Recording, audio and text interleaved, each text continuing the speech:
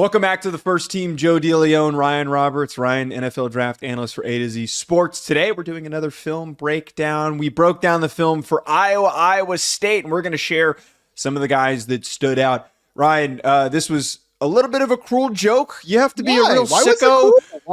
You have to be a little bit of a sicko, which I was fine with, to sit and watch this game a second time in the All-22 because inept passing, some really good defense. Yeah. Not a ton of athletes on the field. I disagree. I disagree. I think that you had to be.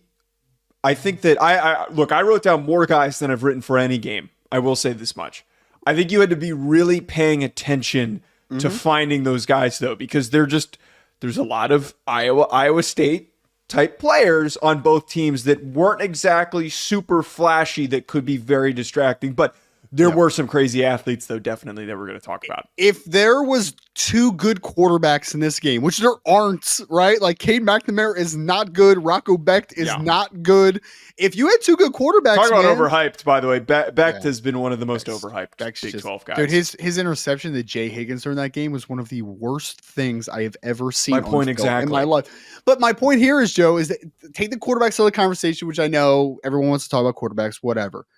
Dude, there's a lot of NFL talent on both sides. I mean, even like Iowa State, mostly on defense, surprising talent for the NFL, man, surprising. So I was actually super pumped because we also saw some good versus good in this game. Like, we'll talk about, Iowa's secondary versus the Iowa State wide receivers, which I thought was a very interesting and good matchup. Like, I was juiced up to watch this game, man, because I think that this is one game that went kind of under the radar a little bit for obvious reasons because of the scoring offenses on both sides. But like, if we're talking about for NFL projections, there's a lot of guys both for the Cyclones and the Hawkeyes that are going to play on Sundays.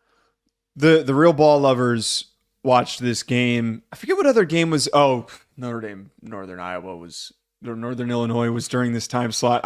It keeps coming back. Every time I do a show this week, it somehow keeps getting brought up. We're moving on. On to Purdue, baby. On to Purdue. Right, let's talk. Well, we're probably going to lose to Purdue. No, we're not. Knowing Notre Dame. I want to start. Let's start though here with what you just talked about, the good on good matchups that we had with Iowa State's receivers and this secondary for Iowa. The receivers for Iowa State, I was very impressed by, which you during the offseason kept bringing up to me, how good they are, how strong they are. I really thought that we really started to see what Jalen Newell could be as this spark plug, very quick-footed, undersized receiver that's got some really good hands, some nice concentration. And then inversely, Jaden Higgins, I thought he was a tight end when I didn't see his number at first. I was like, wow, who is this tight end who's getting upfield in a hurry? Then I realized who it was. Yeah. He has some great athleticism for his size, true catch point guy. Yep. It's always funny when you see teams that have these two completely different skill sets in their receivers. But man, I loved watching both these guys play. Now their ends. The NFL likes both of them, Joe. They had fourth-round grades in the preseason on both these kids. I preferred Noel as far as a next-level prospect because he's a smaller guy, diminutive, kind of more slot player at 5'9" and 6'8", so 5'9" and a quarter, but 3/4, excuse me. But he is 196 pounds. Like, he's pretty densely built for his heights. Like, he's not a small guy necessarily. But, dude, he's cat quick. I think and if you go back and look at his track background, he was a really good jumper in high school, and it makes sense because he's a pretty explosive, springy kid. I don't know if I would say his long speed is exceptional, but like it's fine. Like it's good for NFL standards. But man, this kid is good after the catch. He's explosive. He gets to spots very, very with urgency. I really like this kid a lot. And then you mentioned Higgins. I'm not as high on Higgins as like some people I've talked to, but he is a verified 6'3" and 6'8", so 6'3" and a quarter or 3/4. Did that twice already. 3/4, 212 pounds. He was a FCS transfer, I believe. I think he was a Southern Illinois. Let me check. I think he was Southern Illinois. I'm almost positive that is the case, but I know by the way, to cut you off really quickly, speaking of FCS transfers, I'm like amazed that Jalen Travis is not playing for them. It doesn't make any sense to me. He has to be hurt. I talked to somebody. Their tackles are not good. Their tackles that they have on the field are not good. They're awful. I was actually looking at their depth chart, and Jalen Travis is listed as the second team left tackle. So I guess he just isn't starting, which is Not great. It's not great. That's the downside of transferring up sometimes. But yeah, Eastern Kentucky for Jaden Higgins, by the way. Eastern Kentucky. Yep. So he was an Eastern Kentucky guy. Another white guy too, Joe. Another guy too. Abu Sama, who's the running back, number 24. I think he's a true sophomore, so he's a future guy. We could talk about him in 2026, but he's probably even more of a 2027 guy. I don't know if he's special necessarily, but he's certainly a guy that has some juice to him. The other guy in passing game weapons, we're just staying there for a second because I think you highlighted Jaden Higgins perfectly. He's going to be a back shoulder catch point dude. It's going to be a really boring comp because they both went to Iowa State, but like Alan Lazard-ish, right? And I know like Lazard has been bad recently, but Lazard in Green Bay for the most part was a pretty sound contributor. Like he was a solid wide receiver on the next level, but he was also lacks straight line speed, lacks suddenness, but he's big frame and can win above the rim and do the catch. It's a good fourth receiver. It's a really good fourth guy in your receiving room that, hey, when we're in the red area, we need to bring him on the field and we need to go with 4 receivers and try to get him a catch point situation, but probably not going to separate on every single down. You know who impressed me? Oh, wait, you said that you had another. Just one quick mention, not like deep analysis. Yes. True sophomore tight end, Benjamin Brahmer, who only had like 2 or 3 catches in this game. Joe, if Rocco Becht was good, that kid would have had 70+ yards in that game. He is listed as a true sophomore at 6'7", which probably a little bit over exaggerated, but 6'7", 250 pounds. I'm telling you right now, that kid has upside. If he is developed properly over the next 2 years, I do think that kid could be a draft pick potentially. So I would say his pass game weapons, man. They certainly do. We already knew about Xavier Nwamka and Sebastian Castro, who thought Castro had a fine game. We already we know who he is. Great decision maker, downhill, good tackler, is going to thrive as a slot safety, as a nickel defensive back. You know who really put himself on the radar for me that I think could be a quality name in this corner class? Not a top name, but just like a quality later round guy. Jamari Harris. I kept noticing 27, right? 27. Yeah. I kept noticing every single rep I'd look over on the far side of the field, and he's just in everybody's back pocket. Good length. He was all over anyone who was trying to go up against him. He was not allowing any separation. Don't know a lot about him. He is an upperclassman. I believe he was listed. He's a graduated senior, I think. Yeah. I think he's a graduate. Yeah. 5th or a 6th year guy. He's a very experienced player, but I was just stunned. I'm like, why is nobody getting any separation on this guy? Yeah. He was also pretty physical in the run game as well. I saw him on a couple different reps. So yeah, I have no idea who that kid is other than that he's number 27 and I did a couple pluses next to his name, but certainly a player that popped a little bit. There's no doubt about it. I thought the secondary all popped pretty well in this game when you consider the fact that Rocco Becht stinks and, so there were some poorly placed balls that allowed defensive backs to maybe get. And you allowed Jaden Higgins to make it, or not Higgins. Who's the linebacker? Jay Higgins. Jay Higgins. Can we talk about Jay Higgins real quick? Can we talk real quick about Jay Higgins? Yeah, he is short and he is not moving very far. He is 6 foot and 3/8, so sub 6.5 feet. He is 227 pounds, and the NFL has him estimated to run in the 4.85 range in the 40-yard dash. Guys, I understand. He's a great college linebacker. He had over 170 tackles last year. He's really physical, densely built, and he's always in the right spot for the most part. But guys, this is not a next level athlete as a starter. Like it's just not. Could he be a backup? Maybe in the right situation? Sure. But I've heard a lot of hype about Jay Higgins this past week. And I'm like, guys, let's take a step back. A little self-realization here. Kid's pretty limited athlete, a very limited athlete. The problem is, and I'm not calling anybody out because there are a lot of people with respected opinions who do like him, but others that were hyping him up in the offseason, not the people that were hyping him up this week. He feels like he is, and this is exactly why we got over influenced by Jeremiah Trotter, recognizable name, and also a stat sheet stuffer. Yep. A lot of times with linebackers, I don't know why this position in general is so easy to get caught up with because of the tackle production. And when you do flip on the tape, you see somebody whose nose is always on the football. So it's easy to get distracted by, oh, he's just always there. Well, he's got good eyes and he's going up against offensive linemen that aren't exactly going to make his life difficult. But when he gets to the NFL, when he lacks the range and the speed and he's dealing with guards who are getting upfield in a hurry, he's not going to have that same level of production. And he's going to get driven off the ball. He's going to get popped as soon as he reaches the line of scrimmage. So, yeah, Jay Higgins is not basic analysis, too, is, oh, he had an interception in this game. He showed some pass game upside. And I'm like, right at guys, that was not a good drop. He was in the eyes of Rocco Beck's vision, and yet Rocco Beck decided to throw it right into his chest. Like that is. It was not like the Jeremiah Trotter pick that Sam Hartman threw last year. That everyone was like, "Whoa, look at his pass coverage skills!" Like, it was thrown right at him. He didn't have to move. He didn't have to read anything. Not all statistics are created equal. Not all interceptions are created equal. That's why we always go to context, right? Like, is that translatable? That play is not. Is a NFL quarterback going to throw a stinker of a decision at times? Of course, it always happens. But if we're talking about a guy having big pass game upside, and that's the example that you post to me that he has upside, no, that's not overly translatable to the next level. It's just not.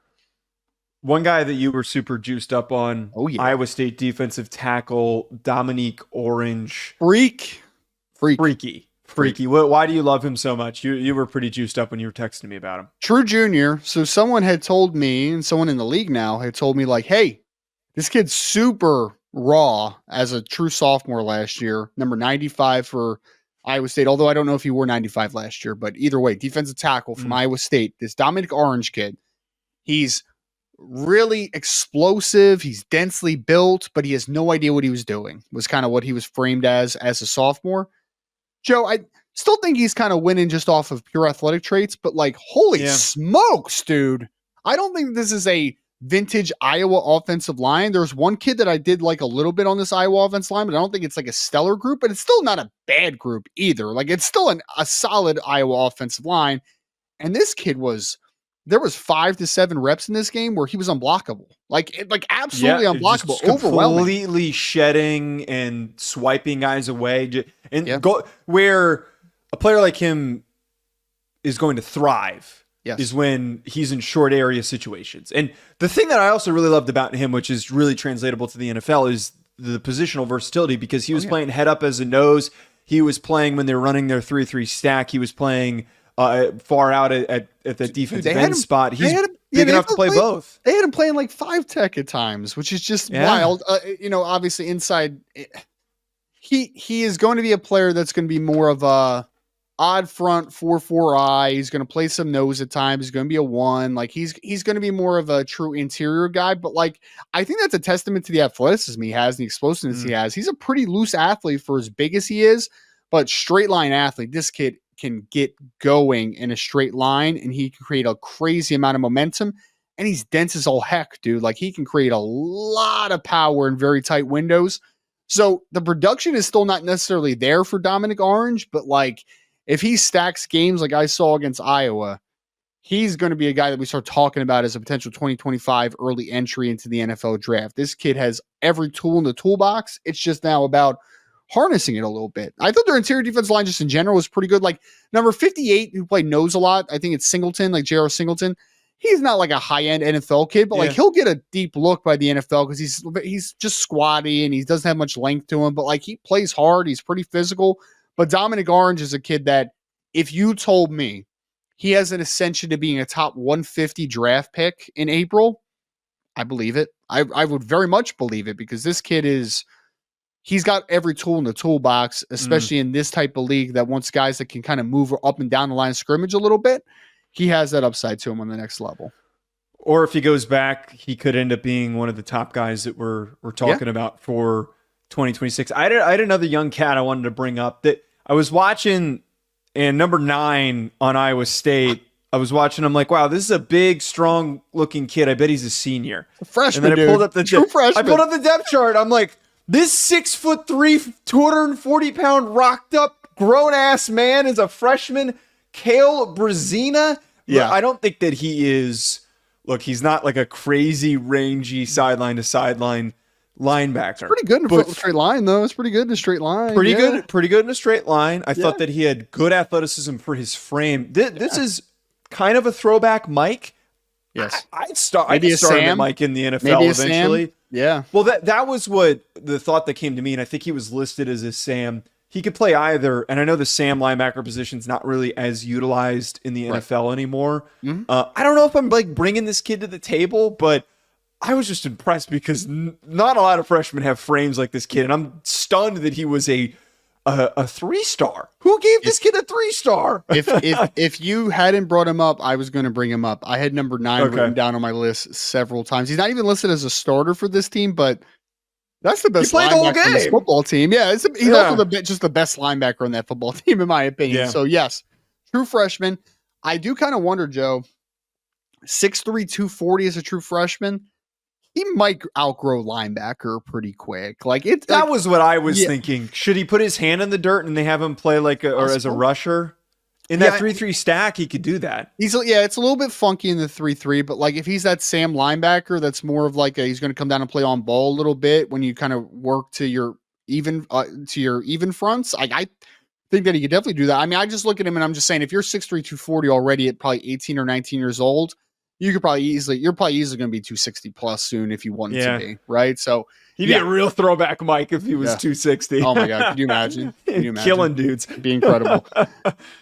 Safeties, Malik Verdon led the team in tackles. Verdon. I like Verdon a lot. He has some durability stuff. He's had a couple injuries over the last 2 years, including missing the entirety of 2022. So there's some durability stuff. But Joe, I mean, I feel like we're finding more and more kids like him nowadays that are 6'4", 220-pound safeties that move a lot better than you would think a 6'4", 220-pound safety can move. So range on the back end, I think, is fine, but they were using him on the second level a lot. He's a sound tackler. I think he can really run with big slots and tight ends, and I think that he can do some nice underneath coverage. But yeah, he flashed obviously in this game because he led the team in tackles. I think he had a tackle for loss on the day as well. I also wrote down my last Iowa State player that I had written down. Darian Porter had that really nice interception. Number 10. And I know he's an older guy. I feel like he could maybe... he's 6'4" listed though. That Porter kid, 6'4" listed. I'd love to know what his real size is. I was really impressed with the range and the ability to flip his hips that he flashed on that play. Again, I don't think that this is going to be a truly projectable top corner, to be perfectly clear, but TJ Tampa vibes kind of the way that they're playing him and that length that he has. There's always a market for teams that are looking for these 6'3" plus corners that play heavy zone coverage. Could be a really good third corner or a backup corner in the NFL. That play was really impressive, though. That was a whoa moment that he had on that play. Yeah, no, it was a big time play. And then I looked at the 6'4" and everything, and I'm just he's probably more in the 6'2" range than 6'4". But either way, he's a long corner. There's no doubt. I was the one player I don't want to say disappointed in because I don't think he had a bad game, but I just wanted him to flash a lot more than he did.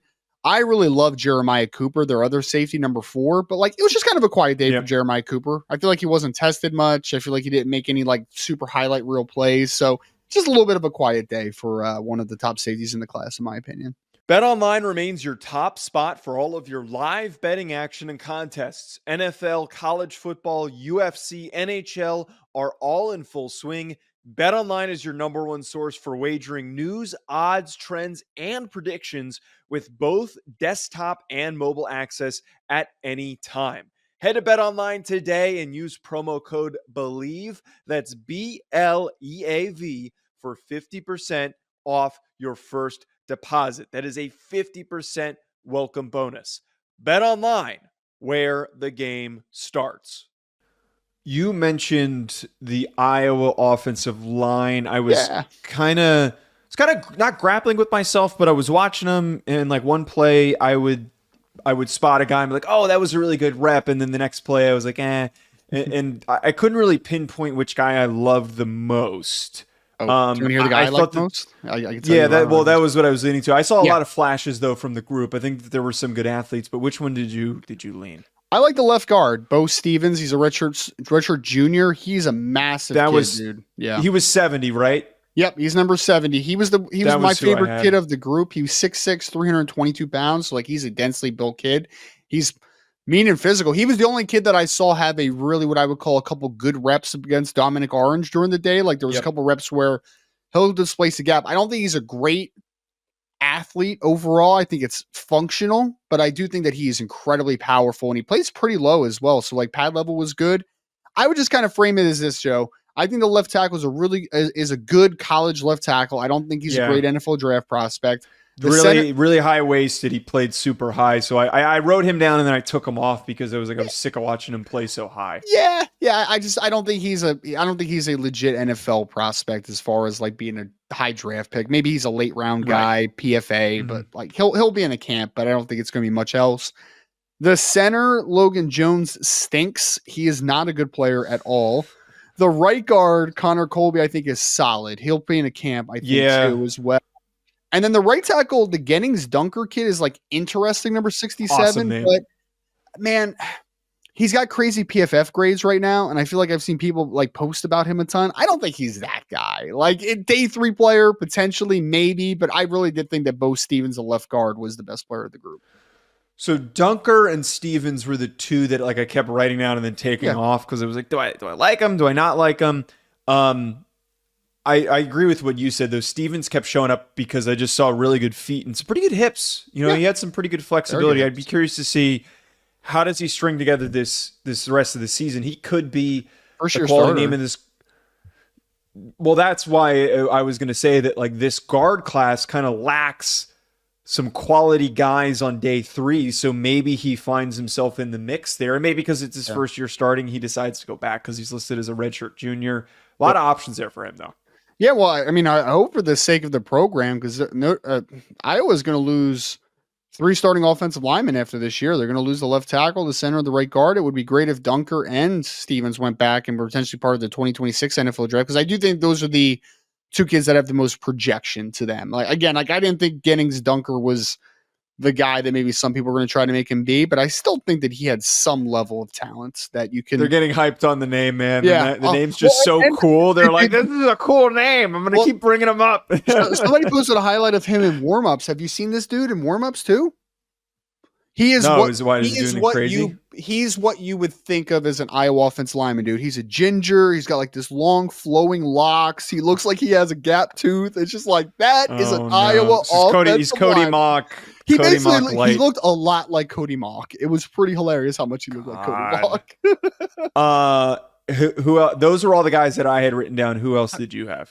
For 2026 NFL drafts, he is potentially eligible for 2025, but like I would rather him go back to school. Caleb Johnson, the running back number 2, I thought showed some good stuff, right? Like he's a bigger back too. He's listed at 6 foot 225.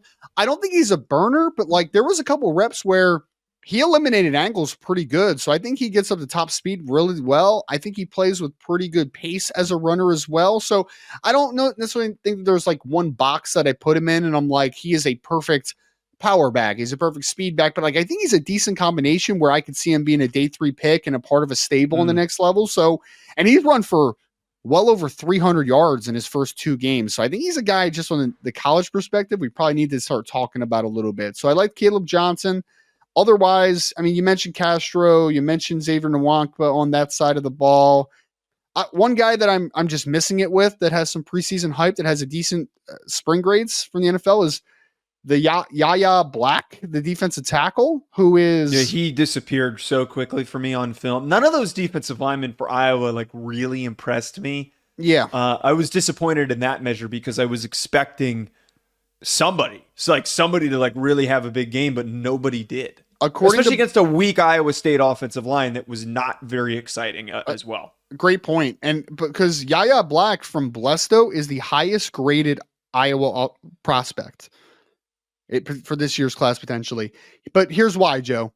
6'5", 324 pounds verified. He's a big kid. He's a big, good-looking framed kid. I think he's a pretty good athlete as well, but like doesn't really hold the point of attack much. He disappears.